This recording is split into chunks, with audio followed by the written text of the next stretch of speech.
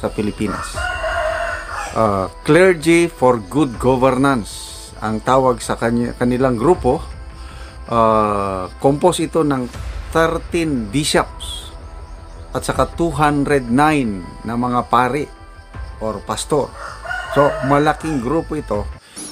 Ito ang Wow Trending dahil sa garapalang korupsyon ngayon na nangyayari sa Administrasyong Marcos, mga bishops, pare at mga pastor hindi na nakatiis. Merong 13 na mga bishops at 209 na mga pare at pastor ng Iglesia Pilipina Independiente, Roman Catholic at Evangelical Christian nagsama-sama sa iisang rally. Ang grupo na tinawag nila na Clergy for Good Governance, binatikos nila ang korupsyon, injustice at pagpapahirap na ginagawa ng Administrasyong Marcos sa mga Pilipino. Pinangungunahan ito ni Bishop Roberto Gaa na isang Roman Catholic at ang dalangin niya, Lord, don't allow darkness and evil to reign. Huwag mong pabayaan, Panginoon, na maghari ang kadiliman at kasamaan dito sa aming bansa. Kasunod ito sa nakatakdang pagperma ni Presidente Bongbong Marcos sa budget na 6.3 trilyon na budget sa taong 2025 sa December 30. Tinawag nila ito na self-serving dahil ayon pa sa kanila na tanging mga buhayang politiko lang daw ang makikinabang sa budget na ito. Tinawag nga ito ng former undersecretary na pinakakurap na budget sa kasaysayan ng Pilipinas. Sa listahan ng budget na naipasa sa taong 2025, makikita na ang laki ng budget na pera na inilagay nila sa unprogrammed fund. Sa BICAM na proposed budget, meron lang itong 158.67 billion. Pagdating sa BICAM, naging 531.67 billion na at nang maipasa, meron pang plus na 373 billion. Oh my God! Dalangin pa nga ni Reverend Cavillas na sa araw na ito sa aming panalangin, makita sana namin, O Diyos, ang parusang ipapataw mo sa mga taong ganid at sakim. Makita sana ng mga Pilipino na nagmamahal sa iyo na sila ay magsisisi sa kanilang kasalanan, at kung hindi sila magsisisi sa kanilang kasalanan, itapon mo sila sa dagat-dagatang apoy na hindi namamatay. Buwelta pa nga ng mga netizen sa comment section na dapat pinalayas ang mga Marcos, pati ang mga kaalyado na sa Senate, sa House of Representatives, palayasin din pati ang AFP at PNP. Maraming salamat mga bishops, priests, pastors, and all the clergymen.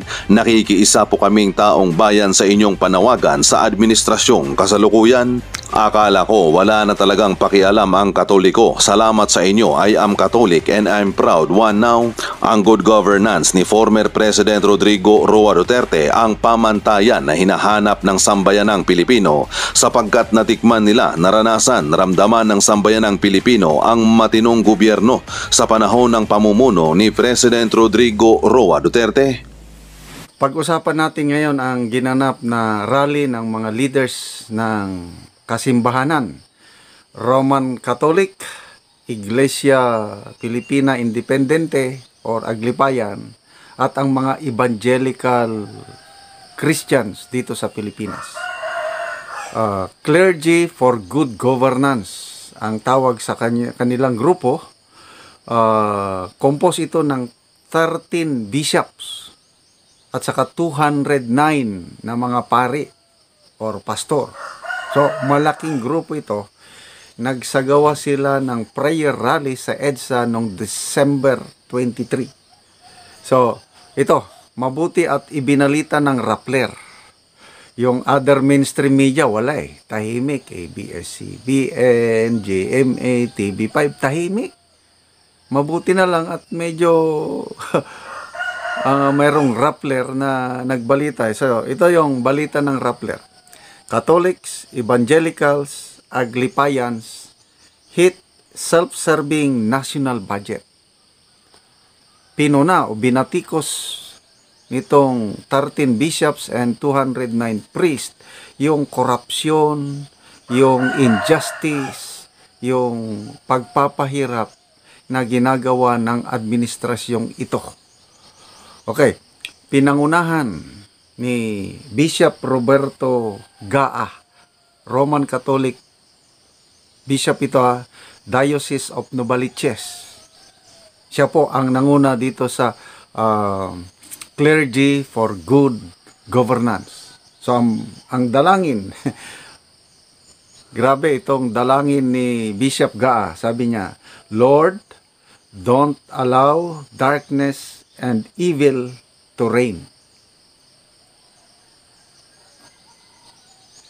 Darkness, kadiliman at kasamaan. Nakikita ni Bishop Gaa ang pangyayari sa bansa ngayon. Kaya dalangin niya sa Diyos na huwag niyong pabayaan, Panginoon, na maghari ang kadiliman at kasamaan dito sa aming bansa. Mabigat yun, galing sa isang bishop.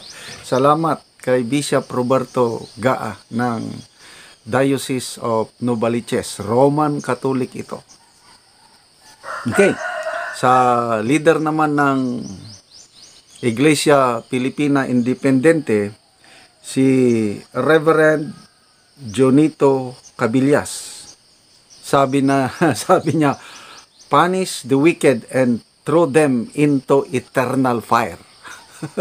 Kung hindi sila magsisi, Panginoon, parusahan nyo na at itapon nyo na sila sa apoy na hindi namamatay. Mas matindi ito sa Aglipayan. Galit na. Okay, so si Reverend Cabillas, isa siya sa representatives. 6 sila lahat na nagsalita 6 representatives, Catholics, Evangelicals, and Aglipayans. Yun na nga. Halos puno yung EDSA prayer service. Puno ng mga religious leaders noong December 23. Okay. So, in particular, ang kanilang nirereklamo yung 6.3 trillion budget na nakatakda ng permahan ng Pangulong Marcos sa December 30. Tawag nila is self-serving. Ang nakikinabang lang daw mga politiko. Ganon ang description nila. Okay. So, saan nagsimula itong Clergy for Good Governance? Bago lang ito bagong na-organize, ulitin ko, at least, pinakamababa kasi it's growing in number. 13 Catholic bishops and 209 priests. Plus, yung partner Christian organizations nila. Ibig sabihin, itong mga different laymen, Christian groups. So, malaki-laking grupo na ito. So, halos mapuno nila yung 300-seater EDSA Shrine. Puno.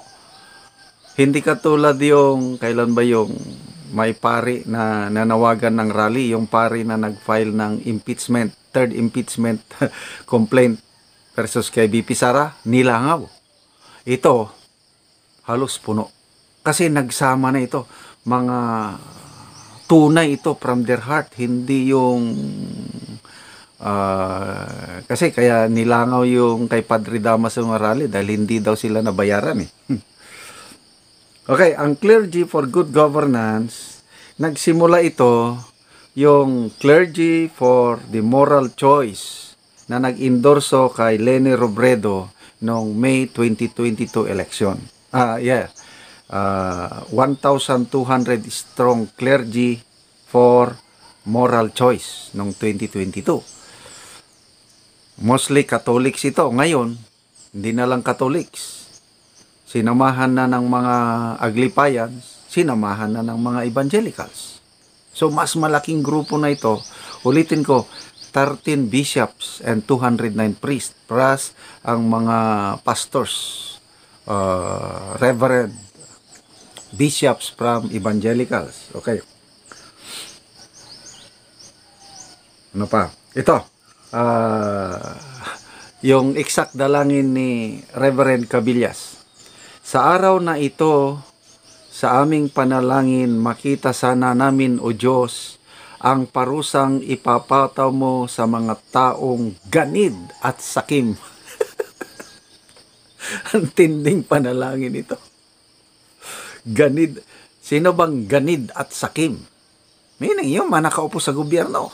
Sabi, makita sana ng mga Pilipinong nagmamahal sa iyo na sila ay magsisi sa kanilang kasalanan.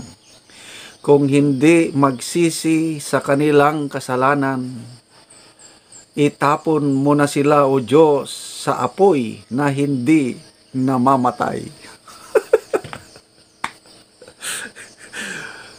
Bakit makapag-pray ka na nga? Ibig sabihin yung righteous anger ang tawag dyan eh. Kasi pwede kang magalit. Kasi ang Panginoong Hesus nagalit din eh. Diba nung malapit na siyang maaresto ng mga Roman soldiers at mapako sa krus, pumasok siya sa templo, galit siya eh. Tinapon niya yung binaliktad niya yung mga lamesa ng mga nagtitinda sa loob ng templo. Yun ang righteous anger. So ito, kay Reverend Cabilla, sabi niya, parusahan nyo na pag hindi. At least, mayroon pa, dapat magsisi sa kasalanan. Oh. Iyan naman ang dalangin nila, prayer, na sana ma-open up, sana magbago ang ating mga religious leaders. Pag hindi, parusahan nyo na. Gusto namin makita. Okay, punta naman tayo sa mga evangelical bishop. Ito, Bishop Noel Pantuha, National Director of Philippine Council of Evangelical Churches. Namit ko na ito. Kilala ko siya, kaya lang, hindi niya ako siguro, kaya namit ko na siya. Sabi si Bishop Noel Pantuha ng Evangelical Christian, he appealed to the God of justice and righteousness who despises corruption. Ang Diyos, ayaw niya ng corruption. Ayaw niya ng injustice. Despises. Galit siya sa mga kurakot. Sa mga nagpapahirap, sa mga mahirap. Galit. So, dagdag na prayer ni Bishop Pantuha is the country's leaders may be filled with a deep sense of accountability to the people. Help them remember that their power is a sacred trust. Medyo mas mild itong prayer ni Bishop Pantuha kumpara kay Bishop Cabillas. Grabe yun. Itatapon na sa impyerno eh. Okay. Isa pang bishop, kilala ko rin ito, si Bishop Ephraim Tindero, Global Ambassador of World Evangelical Alliance.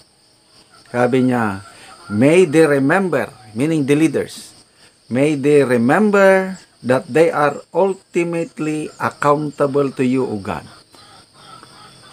Akala siguro kasi ng mga political leaders na walang nakakakita sa kanilang ginagawa. Eh, wala. Lahat ng ginagawa natin nakikita ng Diyos. Kung description ko is, bawat buhay natin may nakatutok na CCTV camera ng Diyos, yung mata ng Diyos. Recorded lahat ang ginagawa natin. Pagdating ng araw, Judgment Day, ipapakita ng Diyos lahat ng ginawa natin sa sekreto man o ano. So, sana malala ng mga leaders na accountable sila sa Diyos. So, maganda. Okay. Isang pare, Carmelite priest, Father Christian Buenape. Siya po ang representative ng Catholic Church Conference of Major Superiors in the Philippines. Si Father Buenape, he criticized those who turn a blind eye to the problem of society. Binanggit niya yung mga tao who continue to believe in lies and disinformation campaigns on social media. Kasi sa social media ngayon, may mga nagpapaano na maganda daw ang takbo ng gobyerno. Yan ang napansin ni Father Christian Buenape. Tanong niya, do you think we are enjoying God's favor today? with all the plunder and lies in our political system. Wow! Kasi pinapalabas nila, stable. Magandang gobyerno. Mayroon lang nag-iingay ka lang, stable tayo. We are in good hands. Ganon. Yung napansin ni Father Buenape. But sabi niya, do you think we are enjoying God's favor today with all the plunder and lies in our political system? Okay, mayroong isang laywoman. Yung hindi siya pare, lay leader Marita Wasan of the Sangguniang Laiko ng Pilipinas, the lay arm of the Catholic Bishops Conference of the Philippines. Criticize naman ni Marita Wasan yung ayuda. Dole out. Sabi niya, nabubuhay ba ang bawat Pilipino sa ayuda? So, si Wasan in-encourage niyang mga Pilipino to rise up and raise your voice as we have the obligation to choose the heroes that will lead our country. Ito, dagdag ni Bishop Roberto Gaa, sabi niya, Panginoon, hanggang kailan kami maghihirap sa kamay ng mga makapangyarihan? Ako, delikado ito. Gusto na ni Bishop Gaa na matigil na ang panunungkulan nitong mga nagpapahirap. Panginoon, huwag mong hayaan na maghari ang karimlan at kasamaan. Okay, ito yung pinakamatindi, si Father Robert Reyes, yung running priest. Siya po ang nag-open ng prayer sa rally. Ito ang sabi niya, we need another peaceful revolution. Yung people power ba? Will it be in EDSA? People shouting, people power in EDSA? We have to be open where God will lead us. We have to start walking with our people so that our people will not look at us as armchair revolutionaries. Ibig sabihin, kumilos na tayo, sabi ni Father Bishop Reyes.